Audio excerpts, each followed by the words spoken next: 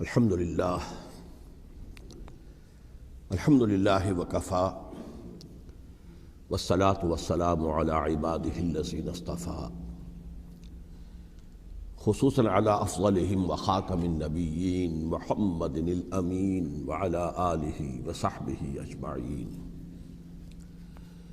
اما بعد فقد قال اللہ تبارک وتعالی کما ورد فی سورۃ البقرہ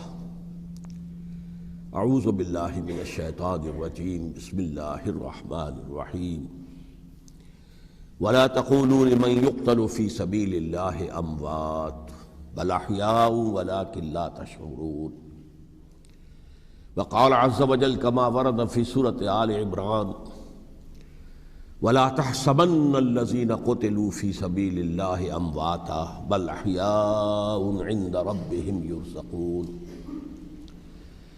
وقال جل وعلا كما ورد في سورة القصص تلك الدار الآخرة نجعلها للذين لا يريدون علوا في الأرض ولا فسادا والعاقبة للمتقين صدق الله العظيم رب اشرح لي صدري ويسر لي أمري واحلل عقدة من لساني يفقهوا قولي اللهم ربنا ألهمنا رشدنا وأعذنا من شرور أنفسنا اللهم أرنا الحق حقا وارزقنا اتباعه وأرنا الباطل باطلا وارزقنا اجتنابه آمین یا رب العالمین۔ آپ کے علم میں ہے کہ آج ماہ محرم الحرام کی 15 تاریخ ہے، گویا کہ ابھی یوم عاشوراء کو گزرے ہوئے بمشکل 5 دن ہوئے ہیں۔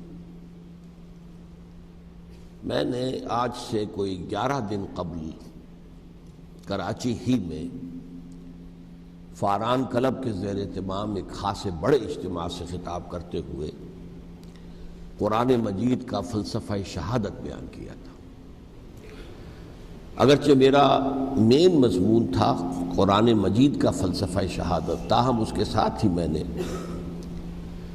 چونکہ یہ عام طور پر بھی شہادتوں کا زمانہ شمار ہوتا ہے، ذی الحج میں حضرت عثمان رضی اللہ تعالیٰ عنہ شہید کیے گئے، 1 محرم الحرام کو حضرت عمر رضی اللہ تعالیٰ عنہ کی وفات ہوئی ہے، اگرچہ وہ زخمی ہو گئے تھے 28 ذی الحج کو۔ پھر یہ سانحہ کربلا پیش آیا ہے 10 محرم کو، تو یہ دن ہوتا ہے ایسا کہ جس میں انہی موضوعات پر تقاریر ہوتی ہیں۔ تو میں نے فلسفہ شہادت کے ساتھ ساتھ ایک ضمیمے کے طور پر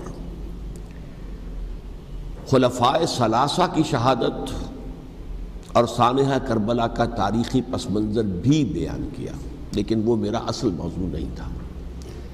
اصل وقت صرف ہوا تھا قرآن کا فلسفہ شہادت میں، اور دوسرے یہ کہ ان تاریخی پس منظر کے بیان میں بھی ظاہر بات ہے کہ سانحہ کربلا تک پہنچتے پہنچتے وقت بھی ختم ہو رہا تھا اور میری ہمت بھی اب جواب دے رہی تھی، اس لیے اس کا ذکر بہت ہی اجمال کے ساتھ ہوا تھا۔ اس کے اگلے ہی روز ٹیلی ویژن کے زیر اہتمام ایک مذاکرہ ہوا، اور وہ مذاکرہ جو ہے وہ پھر ٹیلی کاسٹ کیا گیا ہے عین یوم عاشوراء کو، 10 محرم الحرام کی شب۔ اس کے ضمن میں ایک تو وعدہ خلافی کی جو اس پروگرام کے کمپیئر ہے انیق احمد صاحب، انہوں نے، اور میں نے اسی وقت پروگرام کے خاتمے پر ان سے یہ شکایت کر دی تھی کہ انہوں نے مجھے جو عنوان بتایا تھا وہ تھا قرآن کا فلسفہ شہادت۔ تو ظاہر بات ہے کہ ذہناً میں اسی کے لیے تیار ہو کر گیا تھا، لیکن وہاں انہوں نے جب شروع کی محفل تو وہاں پر انہوں نے عنوان بیان کیا امام حسین علیہ السلام کی شہادت۔ اب یہ اگرچہ یقیناً ان میں باہمی تعلق تو ہے، لیکن یہ کہ بہت کافی فرق ہے کہ ایک آپ فلسفہ شہادت سے چل کر اور شہادت حضرت حسین رضی اللہ تعالیٰ عنہ تک پہنچے، اور ایک یہ ہے کہ اصل موضوع ہوئی ہے۔ بہرحال جو بھی اس وقت، تو اب ظاہر بات ہے کہ کوئی اور شکل نہیں تھی، جو بھی گفتگو ہوئی اس میں میں نے وہ پورا حصہ لیا، لیکن دوسری زیادتی انہوں نے یہ کی کہ اس میں سے میرے بیان کے بہت سے حصوں کو حذف کر دیا۔ اس کاٹ چھانٹ سے ایک تو میرا نقطہ نظر پورے طور پر قارئین یا ناظرین کے سامنے نہیں آ سکا، سامعین کے سامنے نہیں آ سکا، اور دوسرے اس سے کچھ مغالطے بھی پیدا ہوئے ہیں۔ تو میں نے یہ سوچا کہ اب یہاں اس جمعے میں میں ان کی وضاحت کر دوں، اسی لیے باصرار میں نے یہ موضوع رکھوایا کہ سانحہ کربلا کا تاریخی پس منظر کیا ہے۔ الحمدللہ کہ جہاں تک وہ مذاکرہ جو ان کے ریکارڈنگ روم میں اسٹوڈیو میں منعقد ہوا وہ بہت ہی پرامن، بہت اچھے انداز میں ہوا، اور اس میں کوئی یعنی یوں سمجھیے کہ زیادہ آرگیومنٹ جسے کہتے ہیں اس کی بھی ضرورت پیش نہیں آئی۔ عموماً تمام باتوں پر کنسنسس اور ایک طرح کا اجماع سامنے آیا، اور اس کا خاص سبب یہ ہے کہ میرے علاوہ سنی علماء میں سے تو مولانا احترام الحق تھانوی صاحب تھے، اور وہ بھی بہت صلح کل قسم کے آدمی ہیں، اور شیعہ حضرات میں سے جو دو حضرات تھے وہ بھی نہایت معقول، نہایت سنجیدہ اور نہایت شرافت اور مروت کا مجسمہ نظر آئے۔ ان میں سے ایک صاحب سے میری پرانی یاد اللہ ہے، علامہ ڈاکٹر کلب صادق، ان کا تعلق لکھنؤ سے ہے، اور یہ میرے اندازے میں پوری طریقے سے نہیں کہہ سکتا، اس وقت جو بر عظیم پاک و ہند میں نامور علماء ہیں اہل تشیع کے، ان میں سے یہ چوٹی کی شخصیت ہے، اس میں کسی شک و شبے کی گنجائش نہیں، بہت مسلم عالم دین ہے، نہ صرف عالم دین ہے بلکہ ڈاکٹریٹ بھی انہوں نے کی ہوئی ہے۔ دوسری بات یہ کہ یہ بھی لکھنؤ کے رہنے والے تھے، اور مولانا سید ابو الحسن علی ندوی رحمۃ اللہ علیہ وہ بھی لکھنؤ کے، رائے بریلی کے رہنے والے تھے جو 40-45 میل دور ہے، لیکن ان کا اصل مرکز تو آپ کو معلوم ہے دارالعلوم ندوۃ العلماء لکھنؤ، تو ان کے ساتھ ان کے بڑے ہی برادرانہ تعلقات رہے، ایک دوسرے سے بڑی محبت، اور مولانا علی میاں رحمۃ اللہ علیہ بھی ان کے اجتماعات میں جا کر شریک ہوتے رہے ہیں، اور انہوں نے ایک فقرہ بھی نقل کیا مولانا علی میاں رحمۃ اللہ علیہ کا کہ آج ہمیں کوفے اور دمشق کی طرف دیکھنے کی ضرورت نہیں ہے بلکہ کربلا کی طرف دیکھنے کی ضرورت ہے۔ تو بہرحال مولانا علی میاں رحمۃ اللہ علیہ کو جو خاص تعلق تھا حضرت علی رضی اللہ تعالیٰ عنہ کی ذات کے ساتھ، اس پر تو ان کی ایک عظیم تصنیف جو ہے حضرت علی کی سیرت مطہرہ پر وہ خود دلالت کرتی ہے۔ تو علامہ ڈاکٹر کلب صادق جو ہیں وہ ایک تو اہل تشیع کے چوٹی کے علماء میں سے ہیں، مولانا علی میاں کے ساتھ ان کے برادرانہ تعلقات، خود میرے ساتھ ان کا معاملہ یہ رہا۔ اس کی وجہ کیا ہے کہ یہ اتحاد بین المسلمین کے بہت بڑے داعی اور علم بردار ہیں۔ شیعہ سنی جو ہے منافرت اور مخاصمت کی بجائے چاہتے ہیں کہ مفاہمت ہو اور قرب ہو اور غلط فہمیوں کا ازالہ ہو، اسی وجہ سے ان کی خصوصی نظر عنایت مجھ پر رہی ہے۔ مجھے یہ تو پوری طرح یاد نہیں کہ کراچی میں بھی ان سے ملاقات ہوئی تھی یا نہیں، لیکن ایک مرتبہ لاہور تشریف لائے تھے اور وہاں مجھ سے ملاقات ہوئی، پھر ایک مرتبہ میں نیو یارک میں تھا اور اتفاقاً ان کا بھی وہیں پر قیام تھا یا تشریف آوری ہو گئی تھی، تو وہاں بھی بڑی مفصل ملاقات کے لیے وہ تشریف لائے تھے۔ پھر میرا جو ایک کتاب کہہ لیں درمیانی شے ہے، شیعہ سنی مفاہمت کی ضرورت اور اہمیت، اس کے یہ باقاعدہ مبلغ رہے ہیں، اس کے بہت سے نسخے انہوں نے منگوا کر اپنے طور پر یہاں محرم الحرام کی جو ان کی مجالس ہوتی ہیں، اس مرتبہ بھی اسی کے لیے تشریف لائے ہوئے تھے، تو اس کے اندر انہوں نے اس کا تعارف کرایا، اس کی تعریف کی، اور اس کے بہت سے نسخے جو ہیں وہ فروخت کروائے۔ تو یہ میں نے اصل میں آپ کے سامنے ایک پس منظر رکھ دیا ہے اس شخصیت کا کہ جو اس میں میجر ریپرزنٹیٹیو تھے اہل تشیع کی طرف سے۔ انہوں نے ایک نقطہ جو بیان کیا، واقعہ یہ ہے کہ میرا ذہن بھی ادھر منتقل نہیں ہوا تھا اس سے پہلے، انہوں نے فرمایا کہ یہ اللہ کے راستے میں شہید ہو جانے والے کو جو اللہ کے راستے میں قتل ہو جائیں، سورہ بقرہ میں تو فرمایا انہیں مردہ مت کہو، وَلَا تَقُولُوا لِمَنْ يُقْتَلُ فِي سَبِيلِ اللَّهِ أَمْوَاتٌ بَلْ أَحْيَاءٌ وَلَٰكِن لَا تَشْعُرُونَ، وہ تو زندہ ہے لیکن تمہیں ان کا شعور نہیں۔ لیکن سورہ آل عمران کے اندر جو آیت آئی ہے وَلَا تَحْسَبَنَّ الَّذِينَ قُتِلُوا فِي سَبِيلِ اللَّهِ أَمْوَاتًا بَلْ أَحْيَاءٌ عِندَ رَبِّهِمْ يُرْزَقُونَ، ہرگز مت سمجھنا ان کو جو اللہ کی راہ میں قتل ہو جائیں کہ وہ مردہ ہیں، وہ زندہ ہیں، اپنے رب کے پاس سے رزق پا رہے ہیں۔ تو انہوں نے کہا کہ اللہ تعالیٰ کی راہ میں قتل ہو جانے والوں کو مقتول کہنا ہی نہیں، سمجھنا بھی غلط ہے۔ دل سے بھی بات جو ہے وہ یہ نہیں ہونی چاہیے کہ وہ مردہ ہے، بلکہ وہ زندہ ہے، اس شد و مد کے ساتھ وَلَا تَحْسَبَنَّ، ہرگز نہ سمجھنا ان کو جو اللہ کی راہ میں قتل ہو جائیں کہ وہ مردہ ہے، وہ تو زندہ ہے، اپنے رب کے پاس سے رزق پا رہے ہیں۔ اس در میرا ذہن نہیں گیا تھا، میں اس کو تسلیم کر رہا ہوں۔ دوسرے جو شیعہ عالم دین تھے، مجھے ان کا پورا نام مستحضر نہیں ہے، نقوی صاحب، وہ بھی ڈاکٹر بھی ہیں اور عالم دین ہیں، وہ بھی تھے، اور وہ بھی بہت ہی یوں سمجھیے کہ یعنی دلیل کو تسلیم کرنے والے اور بہت ہی معقول انداز میں گفتگو کرنے والے تھے۔ بہرحال جب وہ مذاکرہ شروع ہوا تو سب سے پہلے ڈاکٹر کلب صادق صاحب کو دعوت دی گئی کہ وہ اظہار خیال کریں۔ انہوں نے انہی 2 آیتوں کے حوالے سے جو ابھی میں نے بیان کی ہے، ایک نکتہ بھی بیان کیا، کچھ اور باتیں بھی بیان کی۔ اس کے بعد جب میری باری آئی تو میں نے کہا کہ مجھ سے کچھ اور سوال کیا گیا تھا، لیکن میں نے کہا کہ میں پہلے بات وہیں سے شروع کرنا چاہتا ہوں۔ سوال یہ کیا گیا تھا ڈاکٹر کلب صادق سے کہ قرآن کا فلسفہ شہادت کیا ہے۔ تو میں نے کہا جو سوال آپ نے ان سے کیا تھا، میں اس کے جواب سے اپنی بات شروع کرنا چاہتا ہوں کہ میرے نزدیک قرآن مجید میں اللہ کی راہ میں قتل ہونے کے لیے لفظ شہادت آیا ہی نہیں ہے۔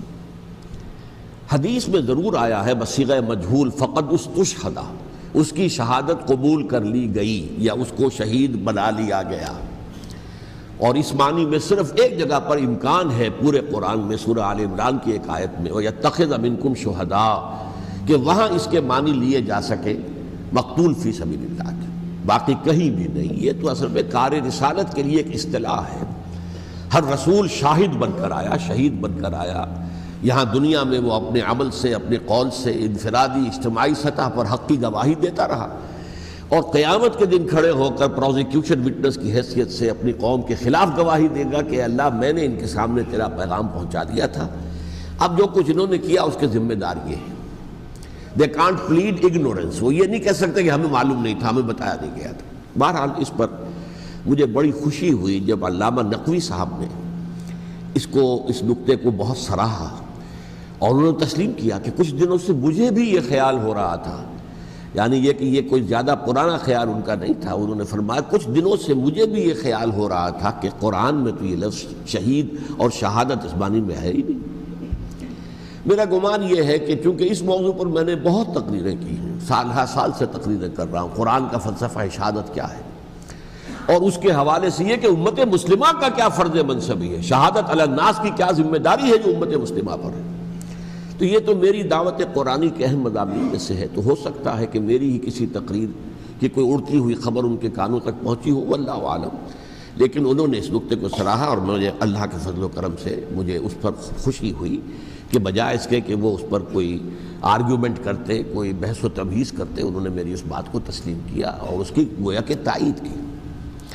پھر میں نے عرض کیا کہ جہاں تک خلفائے ثلاثہ کی شہادت کا اور شہادت حسین یا سانحہ کربلا رضی اللہ تعالیٰ عنہم اجمعین کا تعلق ہے، اصل میں اس کو نہیں سمجھ سکتے لوگ جب تک کہ ریولوشن اور کاؤنٹر ریولوشن کا فلسفہ سمجھ میں نہ آئے۔ جب کسی ملک میں، کسی خطہ ارضی میں کوئی انقلابی تحریک چل رہی ہوتی ہے، ظاہر بات ہے ابتداء میں تو انقلابی لوگ چند ہوتے ہیں، کمزور ہوتے ہیں، ضعیف ہوتے ہیں، ان سے کوئی خطرہ محسوس نہیں ہوتا، لیکن کشاکش کے دوران ایک وقت آ جاتا ہے کہ پھر جو مخالف انقلاب ہیں وہ یہ سمجھ بیٹھتے ہیں، سمجھ جاتے ہیں کہ اب ہماری پیش نہیں جا رہی، اب ہمارا بس نہیں چلے گا، لہذا سر جھکا دو۔ اسے پنجابی محاورے میں کہا جاتا ہے نیوی پاؤ، اس وقت تو وقت کو گزارو۔ اب اس کے بعد پھر کوئی موقع ملا تو دیکھیں گے کہ اس انقلاب کو ہم انڈو کر سکیں، کاؤنٹر ریولوشنری موومنٹس۔ یہ اصل میں فلسفہ سمجھ میں نہ آئے، اور ریولوشن کا فلسفہ سمجھ میں نہ آئے تو سیرت النبی سمجھ میں نہیں آ سکتی۔ منہج انقلاب نبوی میری کتاب ہے، اس کو پڑھیے تو سیرت کا وہ تجزیہ آپ کے سامنے آئے گا جو آپ کی آنکھیں کھول دے گا کہ سیرت کو ہم کیا سمجھتے رہے اور سیرت اصل میں ہے کیا۔ بہرحال یہ کاؤنٹر ریولوشنری موومنٹس تھیں کہ جب عرب میں حضور کو فیصلہ کن قوت حاصل ہو گئی تو جو بھی مخالفین تھے انہوں نے سر جھکا لیا، سرنڈر کیا، اسلام لے آئے، گویا کہ چھپ گئے اسلام کے لبادے میں۔ لیکن وہ تھے اسی طاق میں کہ پھر کبھی موقع ملے تو پھر ہم اس نظام کو دہو بالا کر دیں، تلپٹ کر دیں۔ یہ رد عمل سب سے پہلے خود عرب کے اندر پیدا ہوا، کیونکہ مشرکین عرب کو جب سورہ توبہ کی پہلی 6 آیات نازل ہوئی ہیں جن میں الٹیمیٹم دے دیا گیا کہ اب کسی مشرک قبیلے سے کوئی معاہدہ اللہ کا اور اس کے رسول کا نہیں ہوگا، تمہیں 4 مہینے کی مہلت دی جا رہی ہے، یا ایمان لے آؤ اور یا تمہیں قتل کر دیا جائے گا۔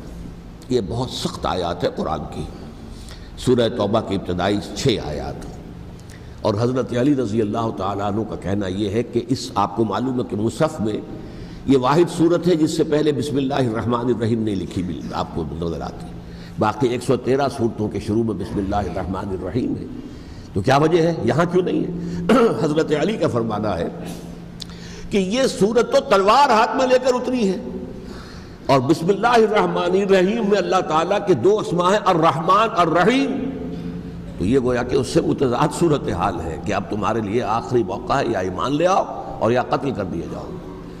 اس میں ایک تیسری گنجائش خود بخود نکلتی تھی، یا یہ ملک چھوڑ کر چلے جاؤ، اور ایسا بہت سے لوگوں نے کیا بھی، لیکن اکثر لوگوں نے گردن چکائی۔ لیکن رد عمل ظاہر ہوا، ایک تو مرتدین کھڑے ہو گئے جنہوں نے نئی نبوتوں کو مان لیا، ایک مانعین زکوٰۃ کھڑے ہو گئے کہ ہم زکوٰۃ تمہیں نہیں دیں گے۔ یہ رد عمل تھا مشرک عرب کا، مشرکین عرب کا، اور حضرت ابو بکر رضی اللہ تعالیٰ عنہ کے دفتر فضائل کا یہ بڑا اہم باب ہے، ود این آئرن فسٹ، حالانکہ وہ بہت رقیق القلب، کمزور، نحیف الجثہ انسان تھے، لیکن یہ کہ عظیمت کوہ ہمالیہ جو ہے ان کے اندر ظاہر ہوئی ہے، ود این آئرن فسٹ انہوں نے ان ساری جو رد عمل کی جو تحریکیں تھیں انہیں کچل کر رکھ دیا، اور پھر پورے عرب کو گویا کہ اثر نو اس میں اسلام کے نظام کو کنسولیڈیٹ کر کے حضرت عمر کے حوالے کر دیا رضی اللہ تعالیٰ عنہ۔ حضرت عمر کے زمانے میں جو جنگیں ہوئیں اس میں سلطنت روما جو ہے، جو اس وقت کی 2 سپر پاورز تھیں، سلطنت روما، قیصر روم، ہیرقلیس، ہرقل تھا اس وقت کا جو رومی جو قیصر روم تھا، حکمران تھا، شہنشاہ تھا، اور دوسری طرف ایرانی مملکت تھی، خسرو پرویز تھا۔ لیکن یہ کہ عیسائیت کے ساتھ اسلام کا اس طرح کا تصادم نہیں ہوا تھا حضور کے زمانے میں، بلکہ نجاشی رحمۃ اللہ علیہ نے تو مسلمانوں کو پناہ دی تھی۔ مقوقس پیٹریارک جو تھے اس کے الیگزینڈریا کے، انہوں نے حضور کے جو نامہ مبارک گیا تھا اس کا بہت اکرام کیا، تکریم کی، تحفے بھیجے حضور کی خدمت میں۔ ہرقل نے بھی کوشش کی تھی کسی طریقے سے، جیسے کوئی 250 برس پہلے یا 300 برس پہلے، 300 برس پہلے جیسے کانسٹنٹائن جو ایمپرر تھا روم کا، اس نے عیسائیت قبول کی تھی اور ساری سلطنت عیسائی ہو گئی تھی، لہذا اس کی سلطنت باقی رہی، اس کی حکومت باقی رہی۔ اسی طرح ہم سب مسلمان ہو جائیں، لیکن اس میں وہ ناکام ہو گیا۔ لیکن یہ کہ کوئی اس نے کنفرنٹیشن نہیں کی حضور سے۔ البتہ ایران کا معاملہ یہ تھا کہ اس کے پرخچے اڑ گئے، اس نے حضور کے نامہ مبارک کو چاک کیا تھا، حضور نے فرمایا جب اطلاع ملی کہ اس نے اپنی سلطنت کو چاک کر دیا ہے، اس کے ٹکڑے کر دیے۔ بہرحال وہاں رد عمل شدید تھا، اور ایرانی جان لیجئے کہ ان کے اندر بہت سٹرونگ نیشنلزم ہے، آج بھی ہے سٹرونگ نیشنلزم، لہذا ان کے ہاں رد عمل شدید تھا، ان کی تو سلطنت ختم ہو گئی، نسیہ منسیہ ہو گئی، وجود ہی نہیں رہا۔ لہذا وہاں سے جو کاؤنٹر ریولوشن شروع ہوا ہے وہ پھر ہرمزان جو ایک بہت بڑا جرنیل تھا، اس نے بڑی عیاری کے ساتھ اپنی جان بچائی تھی۔ یہ بڑا دلچسپ واقعہ ہے کہ وہ یعنی کنڈیمڈ تھا اسلامی حکومت کی طرف سے، خلافت کی طرف سے، کہ وہ جہاں بھی پایا جائے اس کو قتل کرنا ہے۔ حضرت عمر کی عدالت میں لا کے پیش کیا گیا، حضرت عمر نے کہا یہ واجب القتل ہے، قتل کر دو اس کو۔ اس نے کہا اچھا مجھے ذرا پانی پلا دیجیے۔ حضرت عمر نے فرمایا ٹھیک ہے بھائی پانی لاؤ، پانی دے دو۔ پانی کا کٹورا کہنے لگا مجھے پہلے ضمانت دیجیے کہ جب تک میں یہ پانی نہ پی لوں مجھے قتل نہیں کیا جائے گا۔ ہاں ہمارا وعدہ ہے۔ اس نے وہ کٹورا پھینک دیا پانی کا، کرو مجھے قتل کیسے کرو گے، میں نے وہ پانی تو نہیں پیا۔ اس سے اپنے آپ کو بچایا اس نے۔ بہرحال آپ اختلاف کر سکتے ہیں کہ حضرت عمر کو اس عذر کو قبول نہیں کرنا چاہیے تھا، لیکن بہرحال ان کی اپنی مروت اور شرافت تھی کہ اپنے وعدے کا پاس کیا۔ اس کی سازش سے ابو لولو فیروز اس نے حضرت عمر کو شہید کیا۔ یہ گویا کہ دوسری کاؤنٹر ریولوشنری موومنٹ تھی۔ انہوں نے یہ سمجھا تھا کہ یہ ساری چکی جو چل رہی ہے، جیسے چکی کی ایک کلی ہوتی ہے، وہ کلی جگہ سے ہٹ جائے تو چکی کیسے چلے گی؟ یہی بات حضرت علی نے فرمائی تھی حضرت عمر سے رضی اللہ تعالی عنہما جب شام کے محاذ پر کچھ پسپائی سی ہو رہی تھی تو حضرت عمر نے ارادہ کیا میں خود جاؤں گا محاذ پر اور کمانڈ کروں گا۔ حضرت علی رضی اللہ تعالیٰ عنہ نے فرمایا کہ نہیں امیر المومنین آپ مت جائیں، چکی اسی وقت تک چلتی ہے جب تک کہ کلی گڑی ہوئی، آپ کلی ہیں اس وقت اس نظام کی جس کے گرد یہ اسلام کی چکی گھوم رہی، آپ مت جائیں۔ لہذا حضرت عمر نے ان کی بات مانی، اس قدر صائب مشورہ تھا جو دیا تھا۔ بہرحال انہوں نے یہ سمجھا تھا کہ عمر ہی کے بل پر چل رہا ہے یہ سب کچھ، لہذا عمر کو بیچ سے ہٹا دینے سب بیٹھ جائے گا۔ لیکن ظاہر بات ہے کہ محمد الرسول اللہ کی بنائی ہوئی عمارت صلی اللہ علیہ وسلم اتنی کمزور نہیں تھی۔ اس کے بعد حضرت عمر کے انتقال کے بعد حضرت عثمان کا انتخاب ہوا، اور حضرت عثمان کے بھی 10 سال پہلے جو ہے وہ بالکل حضرت عمر کی جو دور خلافت ہے اس کے بالکل مشابہ ہے، مماثل۔ ہمارے ذہنوں میں یہ تصور بٹھا دیا گیا ہے کہ سارے 12 سال شاید فتنہ ہی فتنہ رہا، فساد ہی فساد رہا، دنگا رہا، لڑائی رہی۔ نہیں، 10 سال پورا امن، اور جس طریقے سے فتوحات کا سیلاب حضرت عمر کے زمانے میں جا رہا تھا اسی طریقے سے حضرت عثمان کے 10 سالوں کے دوران گیا۔ آخری 2 سالوں میں ایک فتنہ اٹھا ہے، یہ فتنہ کیا ہے اس کو سمجھ لیجیے۔ مذاہب کی جو 3 سے کنفرنٹیشن ہوئی تھی، ایک تو یہ کہ مملکتوں میں سے مملکت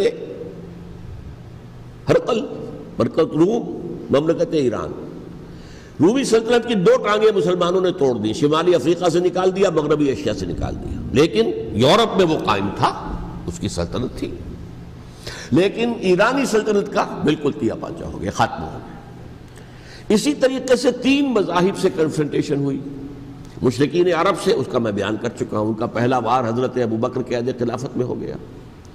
دوسرے جو عیسائیوں کا معاملہ تھا ان سے بھی کوئی تصادم نہیں ہوا حضور کے حیات طیبہ کے دوران، لیکن جو یہودیت بطور مذہب، اس کو ظاہر بات ہے کہ اسلام نے اس کو ختم کیا تھا کم سے کم جزیرہ نما عرب سے۔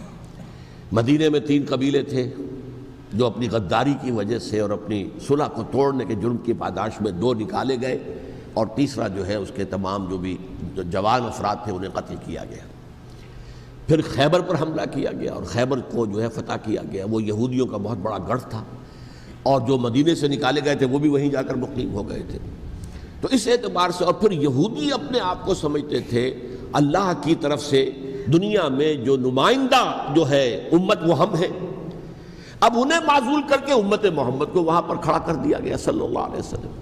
لہٰذا وہ بہت زیادہ جو سمجھیے ایگریوڈ، سب سے زیادہ جن کو گزند پہنچا ہے حضور کے دست مبارک سے، وہ یہودی تھے۔ لہذا ان کا جو رد عمل آیا ہے وہ ہے جس کے نتیجے میں حضرت عثمان شہید ہوئے، حضرت علی شہید ہوئے، حضرت حسین شہید ہوئے۔ اب اس چیز کو اچھی طرح سمجھیے، یہ جو رد عمل ہے یہ ایک شخص کے ذریعے سے آیا، اور اسی لیے بعض لوگ یہ سمجھتے ہیں کہ یہ خامخواہ کی کہانی ہے، کیا ایک آدمی اتنا بڑا کام کر سکتا؟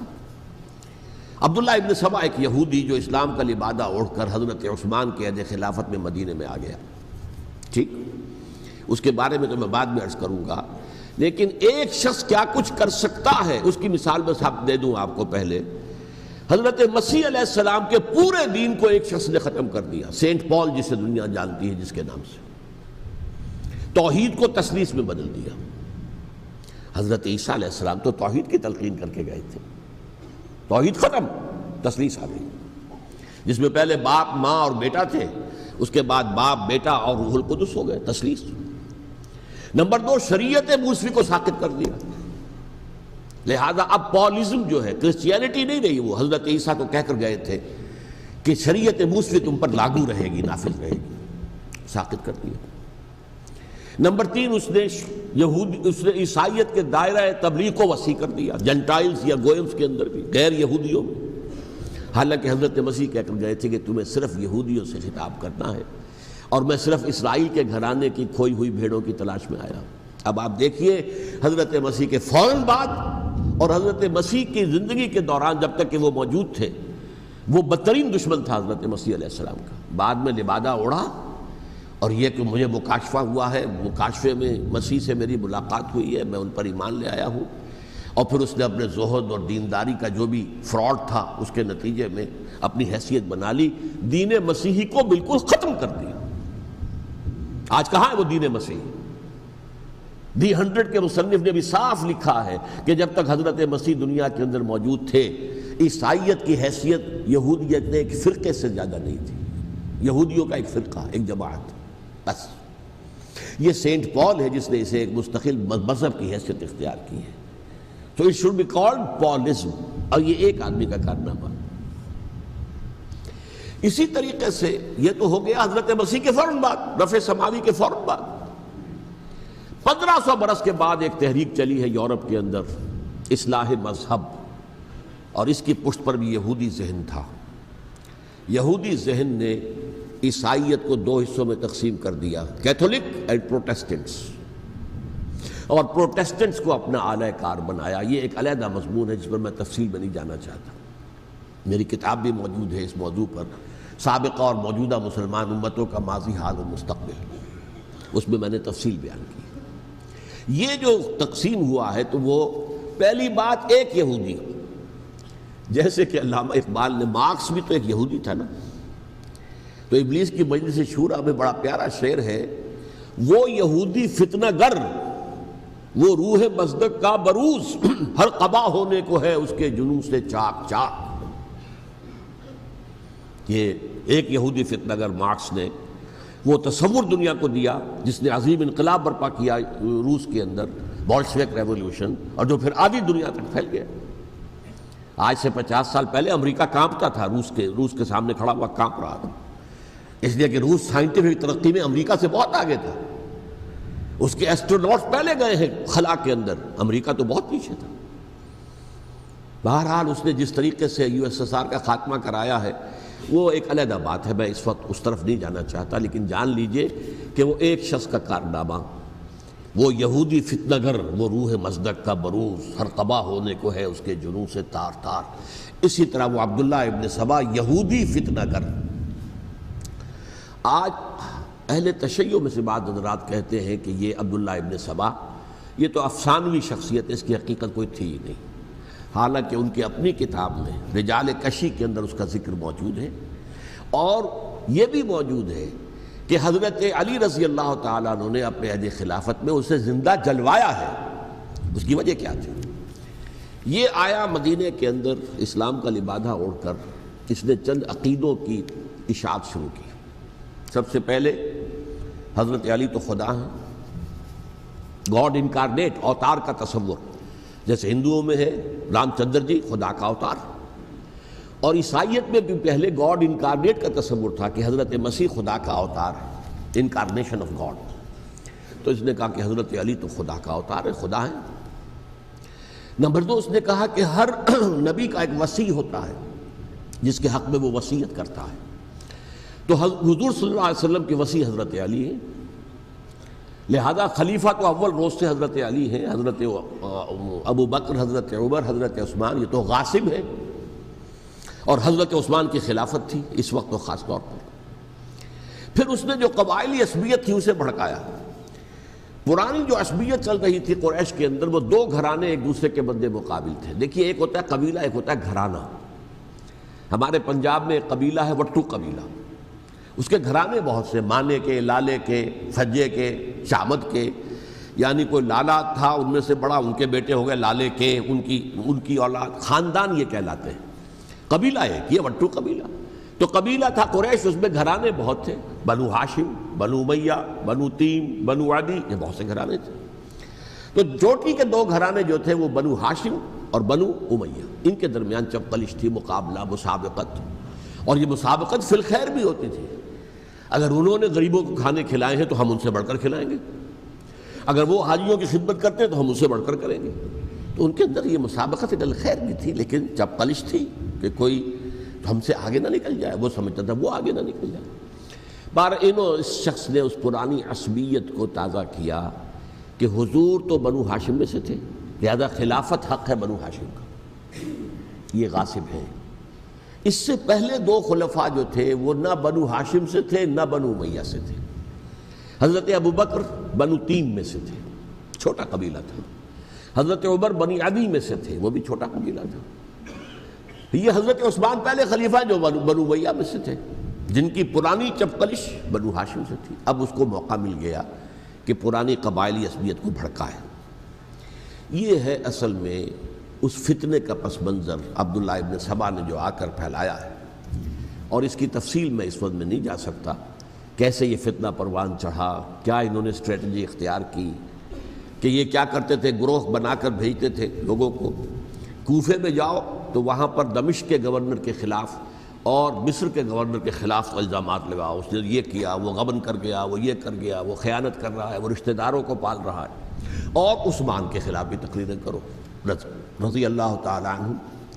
دمشق میں جاؤ تو کوفے کے گورنر کے خلاف، کیونکہ دمشق کے گورنر کے خلاف بات کرو گے تو لوگوں کو معلوم ہوگا کہ یہ جھوٹ بول رہے ہیں، لیکن یہ کہ وہاں تو تم بات کرو کوفے کے گورنر کے خلاف اور مصر کے گورنر کے خلاف اور حضرت عثمان کے خلاف۔ مصر میں جاؤ تو بات کرو کوفے کے اور شام کے گورنر کے خلاف اور حضرت عثمان کے خلاف۔ یہ انہوں نے ایسا اٹھایا، اور اس زمانے میں آپ کو معلوم ہے ذرائع رسل و رسائل تھے نہیں، نہ اس فتنے کی پتہ چل سکا جب تک کہ وہ فتنہ جو ہے پوری طرح برگ و بار لا کر تراور درخت نہیں بن گیا۔ اس کے نتیجے میں حضرت عثمان رضی اللہ تعالیٰ عنہ شہید ہوئے، اور خلیفہ پھر حضرت علی رضی اللہ تعالیٰ عنہ کو انہی سوائیوں نے، جنہوں نے گھیراؤ کیا تھا، جنہوں نے حضرت عثمان کو شہید کیا ہے، یہی حضرت علی رضی اللہ تعالیٰ عنہ کے ارد گرد ہوئے۔ اور حضرت علی رضی اللہ تعالیٰ عنہ بھی نہیں چاہتے تھے خلافت کی بیعت لینا، لیکن آخر کیا کرتے؟ کیا وہ امت کو بغیر خلیفہ کے چھوڑ دیتے؟ حضرت زبیر سے کہا گیا، انہوں نے نہیں مانا، رد کر دی بات۔ حضرت طلحہ سے کہا گیا، انہوں نے نہیں مانا، حضرت علی سے کہا گیا، اب عشرہ مبشرہ میں سے یہی تو تھے نا، لہذا انہوں نے تسلیم کر لیا، خلافت ہو گئی۔ لیکن اس کے بعد جو خانہ جنگی ہوئی ہے، اس خانہ جنگی کے نتیجے میں نوٹ کر لیجئے کہ 1,00,000 کے قریب مسلمان ایک دوسرے کی تلواروں اور نیزوں اور برچھیوں اور تیروں سے ختم ہو گئے، ہلاک ہو گئے۔ یہ ہماری تاریخ کا تاریک ترین باب ہے۔ 5 سال، 4.5 سال حضرت علی کی خلافت کے، اور 6 مہینے حضرت حسن کی خلافت کے رضی اللہ تعالیٰ عنہ۔ اس سے کیا ہوا کہ ایک طرف تو اسلام کی جو توسیع ہو رہی تھی، تھمتا نہ تھا کسی سے سیل رواں ہمارا، وہ سیلاب رک گیا، انٹرنل سیبوٹاج ہو گئی نا، اب تو اندر ہی آپس ہی میں اگر دست و گریبان ہو گئے تو باہر اب کیا توسیع کرتے ہیں، وہ توسیع کا عمل رک گیا۔ اور یوں سمجھیے کہ جیسے ٹرک اگر کبھی چل رہا ہو، بھرا ہوا ہو، لوڈڈ، اور وہ چڑھائی چڑھ رہا ہو، تو اگر کہیں موشن ٹوٹ جائے، ٹرک کو رکنا پڑے، تو ڈرائیور کے جان پر بن جاتی، اس لیے کہ اس کو دوبارہ سٹارٹ کرنا، اور جبکہ وہ چڑھائی پر ہے، انکلائن پر ہے، آسان کام نہیں ہوتا، خطرہ ہوتا ہے وہ پیچھے جو ہے وہ نہ جائے۔ اور پہاڑی علاقوں میں آپ کو معلوم ہے ذرا پیچھے چلے جانے کا مطلب جو ہے بہت خطرناک جو ہے نتیجہ نکل سکتا ہے۔ بہرحال حضرت علی رضی اللہ تعالیٰ عنہ نے اپنے خلافت میں ایک کام یہ کیا، اب اس کی کیا مصلحتیں تھیں یہ تو انہی کے علم میں ہوگا، ہم قیاس کر سکتے ہیں، اور میں اس میں نہیں جانا چاہتا۔ ابھی تک خلافت کا مرکز تھا مدینہ منورہ، حضرت ابوبکر، حضرت عمر، حضرت عثمان، وہیں جہاں حضور صلی اللہ علیہ وسلم رہے تھے اور جہاں پر کہ حضور مدفون تھے۔ لیکن حضرت علی نے اپنا مرکز جو ہے وہ کوفہ بنا دیا۔ اچھا، اس کی ایک ظاہری وجہ یہ سمجھ میں آتی ہے کہ اسلام کا جو پھیلاؤ ہو گیا تھا، وہ سلطنت اتنی وسیع ہو گئی تھی کہ مدینہ منورہ بہت جنوب میں اور بڑے صحرا کو عبور کر کے جانا ہوتا تھا۔ کوفہ جبکہ ایسی مقام پر تھا کہ جہاں سے مشرقی راستہ جا رہا ہے ایران کو، عراق کے اندر تو ہے وہ شہر کوفہ، اور پھر ایران اور خراسان اور ہندوستان کو راستہ جا رہا ہے، وہیں سے شمال کی طرف جا رہا ہے، شام کی طرف اور ترکی کی طرف، اور وہاں سے پھر یہ کہ مغربی افریقہ کو بھی کنٹرول کرنا، جو شمالی افریقہ کو، وہ بھی آسان تھا۔ بہرحال حضرت علی نے کوفہ کو اپنا مرکز بنایا، اور نتیجہ یہ ہوا کہ سبائیوں کا بھی مرکز وہی بن گیا، چونکہ انہوں نے اپنے آپ کو گردا گرد رکھا حضرت علی کے رضی اللہ تعالیٰ عنہ۔ اب ظاہر بات ہے کسی پرٹیکولر پرسن کے خلاف تو کوئی مقدمہ موجود تھا نہیں، بلکہ جب جنگ جمل ہو رہی تھی، ابھی جنگ نہیں ہوئی تھی، حضرت عائشہ، حضرت طلحہ، حضرت زبیر وہ لے کر آئے تھے ایک لشکر، اس مطالبے کے لیے کہ حضرت عثمان کے قاتلوں کو سزا دی جائے، قصاص لیا جائے۔ حضرت علی رضی اللہ تعالیٰ عنہ سے گفت و شنید ہو رہی تھی، حضرت علی جو ہے اس پر آمادہ ہو گئے کہ ٹھیک ہے، میں جو بھی قاتلین عثمان ہیں ان کو گرفتار کر کے سزا دوں گا۔ عین اسی وقت کوفے کی مسجد کے اندر جو ہے 10,000 کا مجمع کھڑا ہو گیا، ہم سب قاتل عثمان ہیں، لو ہم سے بدلہ کہاں سے لوگے. اور انہوں نے کیا کیا؟ جاتے ہی جنگ چھیڑ دی. جب چھڑ جائے تو یا مرو یا مارو، اس کے سلاوہ تو کوئی چارہ کار ہوتا ہی نہیں. ایک رات میں 10,000 مسلمان شہید ہوئے، جن میں 2 عشرہ مبشرہ میں سے حضرت زبیر اور حضرت طلحہ رضی اللہ تعالیٰ عنہ. تو یہ صورت تھی، سبائیوں نے گھیراؤ کیا حضرت علی کا رضی اللہ تعالیٰ. حضرت معاویہ دعوے دار نہیں تھے خلافت کے، قطعاً نہیں. ان کا صرف ایک دعویٰ تھا، اور وہ یہ تھا کہ عثمان کے قاتلوں کو گرفتار کرو، یا خود سزا دو یا ہمارے حوالے کرو، ہم اس سے قصاص لیں گے. اس لیے کہ قبیلہ بنو امیہ کا تھا، اور حضرت امیر معاویہ بنو امیہ میں سے. تو ایک خاندانی طور پر جو ہے ہم قصاص لیں گے ان سے جنہوں نے قتل کیا ہے حضرت عثمان کو.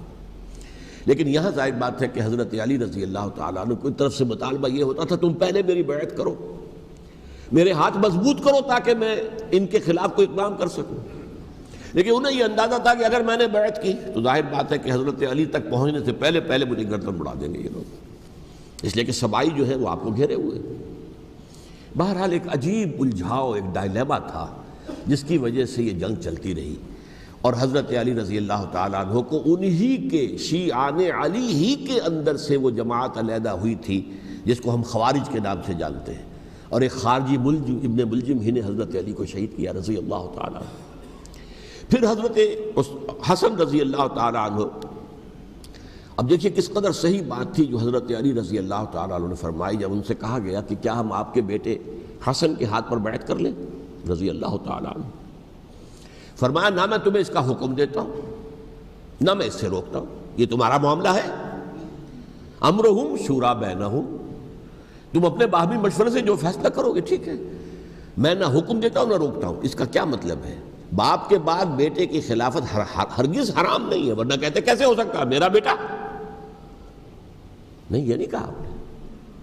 حضرت عمر سے بھی کہا گیا تھا کہ اپنے بیٹے کو نامزد کر دیں، عبداللہ ابن عمر کو. تو انہوں نے جواب میں کیا کہا؟ اسے تو طلاق دینی بھی نہیں آتی. انہوں نے اپنی کسی زوجہ کو طلاق دی تھی اور اس میں جو صحیح ترین طریقہ ہے وہ اختیار نہیں کیا تھا. انہیں طلاق دینی تک نہیں آتی تو میں اسے خلیفہ بنا دوں. یہ نہیں کہا تھا کہ باپ کے بعد بیٹا خلیفہ نہیں ہو سکتا، یہ تو نہیں تھا. کہیں حرام نہیں ہے، نہ کتاب و سنت میں، نہ کوئی حدیث ہے، نہ کہیں قرآن مجید میں. تو حضرت علی نے بھی فرمایا رضی اللہ تعالیٰ نہ میں روکتا ہوں نہ حکم دیتا ہوں، یہ تمہارا اپنا معاملہ ہے. بہرحال حضرت حسن رضی اللہ تعالیٰ عنہ نے حضرت امیر معاویہ سے صلح کر لی، خلافت ان کے سپرد کر دی. دیکھیے میں حضرت ابوبکر، حضرت عمر، حضرت عثمان، حضرت علی کے ساتھ حضرت حسن کے دور خلافت کو بھی خلافت راشدہ میں سے سمجھتا ہوں. اور تبھی 30 سال پورے ہوتے ہیں اس حدیث کے مطابق کہ حضور نے فرمایا خلافت 30 برس رہے گی پھر ملوکیت آ جائے گی. تو حضرت حسن کا بہت بڑا کارنامہ یہ ہے کہ اس خانہ جنگی کا دروازہ بند کر دیا. اور یہ پیشن گوئی تھی حضور کی صلی اللہ علیہ وسلم حضرت حسن کو جب بچے تھے حضور کے انتقال سے پہلے. میرا یہ بیٹا مسلمانوں کے 2 گروہوں میں صلح کرائے گا، یہ حضور کی پیشن گوئی تھی. اور وہ پیشن گوئی حضرت حسن کے علم میں بھی ہوگی یقیناً. بہرحال انہوں نے صلح کی حضرت امیر معاویہ کے ساتھ رضی اللہ تعالیٰ عنہ، خلافت ان کے حوالے کر دی. اور کچھ شرائط تھیں طے ہو گئی. اللہ خیر صلی اللہ. حضور کی تو یہ پیشن گوئی جو ہے صحیح ثابت ہوئی کہ میرا یہ بیٹا مسلمانوں کے 2 بڑے گروہوں کے درمیان صلح کرا دے گا. اور سبائیوں نے انہیں تانے دیے یا عار المومنین، اے مومنوں کے لیے موجب عار، موجب شرم تم نے بزدلی دکھائی ہے، تم نے امیر معاویہ کو خلیفہ تسلیم کر لیا، تم نے بزدلی دکھائی. معاذ اللہ ثم معاذ اللہ ثم معاذ اللہ. اب میں کچھ باتیں حضرت امیر معاویہ کے بارے میں کہنا چاہتا ہوں، اس لیے کہ وہاں اس میں میں نے حضرت معاویہ کے بارے میں یہ تو بہت شدت کے ساتھ کہا تھا، اور میں اب بھی اس پر قائم ہوں اور پوری طریقے سے قائم ہوں. میرا مستقل موقف یہی ہے کہ حضرت معاویہ رضی اللہ تعالیٰ عنہ کے دور خلافت کو ہم خلافت راشدہ میں شامل نہیں سمجھتے، اہل سنت میں سے کوئی بھی نہیں سمجھتا. لیکن اس کے ساتھ میں نے حضرت امیر معاویہ کے کچھ مناقب بھی بیان کیے تھے تاکہ پلڑا جو ہے ترازو کا اس کے دونوں پلڑے سامنے آ جائیں. لیکن یہ کہ وہ حصہ میرے اس بیان کا نکال دیا گیا، ختم کر دیا گیا. یہ میں نہیں جانتا کہ اس میں کیا مصلحت دیکھی گئی ہے. اس میں تو کسی کے لیے کوئی معاملہ ایسا نہیں تھا کسی کے جذبات کو جو ہے وہ ٹھیس پہنچانے والا. کیونکہ میں نے کہا وہ خلیفہ راشد نہیں تھے، صاف میں نے کہا، بلکہ وہ دور ملوکیت کا آغاز ان سے ہو گیا ہے۔ بلکہ جب ایک صاحب نے یہ کہا کہ کربلا کے بعد سے دور ملوکیت آ رہی تھی، تو میں نے کہا نہیں جناب، دور ملوکیت تو 20 سال پہلے پوری ہو چکی تھی، شروع ہو چکی تھی۔ حضرت امیر معاویہ کے بھی 20 سال جو ہے وہ دور ملوکیت میں شمار ہوتے ہیں۔ انہیں کسری العرب بھی کہا گیا، عرب کے کسریٰ، جو شہنشاہ ایران کا خطاب تھا، حضرت معاویہ رضی اللہ تعالیٰ عنہ کو کسری العرب کہا گیا، عرب کا کسریٰ یہ۔ لیکن دوسری طرف یہ ہے کہ وہ صحابی رسول ہیں رضی اللہ تعالیٰ، حضور کے برادر نسبتی بھی ہیں، حضور کے سالے ہیں، ان کی ہمشیرہ ام حبیبہ حضور کی زوجہ محترمہ ہیں، ام المومنین ہیں، ام حبیبہ رضی اللہ تعالیٰ عنہ۔ پھر کس قدر معتمد علیہ تھے حضور کے کہ کاتبان وحی میں شامل تھے، وحی کی کتابت کرنے والے چند لوگ تھے جنہیں کہ حضور کہتے تھے کہ اب یہ آیت لکھ لو، ان میں سے ایک امیر معاویہ بھی رضی اللہ تعالیٰ۔ تو بڑے توازن کی ضرورت ہے۔ دیکھیے صحابہ کرام کا جہاں تک تعلق ہے، اہل سنت کا موقف یہ ہے کہ صحابہ تو کلہم عدول، صحابہ سب کے سب نیک نیت ہیں، اور ان کی روایت جو ہے قبول کی جائے گی، رد نہیں کی جائے گی، ان پر کوئی جرح و تعدیل نہیں ہوگی، اس لیے کہ ان کا تزکیہ محمد الرسول اللہ صلی اللہ علیہ وسلم نے کیا تھا۔ لہٰذا یہ تو ہو سکتا ہے کہ کسی صحابی سے کوئی خطا ہو جائے، لیکن وہ خطا اجتہادی ہوگی، نیت کی خطا نہیں ہوگی، نیت کی غلطی نہیں ہوگی۔ اگر کسی صحابی کی نیت پر حملہ کیا جائے تو یہ اصل میں طعن ہے، حملہ ہے حضور پر کہ وہ تربیت دے ہی نہیں سکے اپنے ساتھیوں کو، معاذ اللہ ثم معاذ اللہ ثم معاذ اللہ، وہ تزکیہ کر ہی نہیں سکے۔ 3 جگہ جو قرآن میں آیا ہے یتلو علیہم آیاتہ ویزکیہم، تو کیا تزکیہ کیا؟ اگر ان کے قریب ترین ساتھی جو تھے، اگر ان کے اندر بھی بدنیتی تھی اور دنیا کی طلب تھی اور دنیا کے اندر اقتدار حاصل کرنے کا جذبہ تھا، تو پھر کیا تزکیہ کیا؟ معاذ اللہ ثم معاذ اللہ۔ لہذا صحابہ سب کے سب عدول ہیں، اور ان سے اختلاف ممکن ہے، لیکن ان کی نیت پر حملہ نہیں ہو سکتا۔ تو حضرت امیر معاویہ کی شخصیت ایک چیز ہے، آپ کا دور خلافت دوسری چیز ہے۔ شخصیت کے اعتبار سے صحابی رسول ہیں، برادر نسبتی ہیں حضور کے صلی اللہ علیہ وسلم، اور پھر یہ کہ اس قدر معتمد علیہ ہے صحابہ میں سے کہ وہ کاتبان وحی، یہ عام آدمی کے کرنے کا کام نہیں تھا جو وحی کی کتابت کرے، اللہ کے کلام کی۔ البتہ یہ ہے کہ جیسا کہ میں نے عرض کیا، ان کا دور خلافت راشدہ نہیں ہے، وہ ملوکیت کا دور ہے۔ یہ میں نے جیسا کہ عرض کیا، میں نے ایک صاحب نے جب یہ کہا کہ ملوکیت شروع ہو رہی تھی، میں نے کہا شروع نہیں ہو رہی تھی، ملوکیت تو 20 سال پہلے شروع ہو چکی تھی۔ اسی طریقے سے ایک صاحب نے کہا تھا کہ اسلام کو قائم کرنے کے لیے حضرت حسین میدان میں آئے، میں نے کہا یہ بھی غلط ہے، اسلام تو 60 سال پہلے قائم ہو چکا تھا، نبی اکرم صلی اللہ علیہ وسلم کے دست مبارک سے اسلام قائم ہو گیا، جاء الحق وزهق الباطل ان الباطل کان زہوقا، پھر 30 برس تک وہ کامل شکل کے اندر قائم رہا۔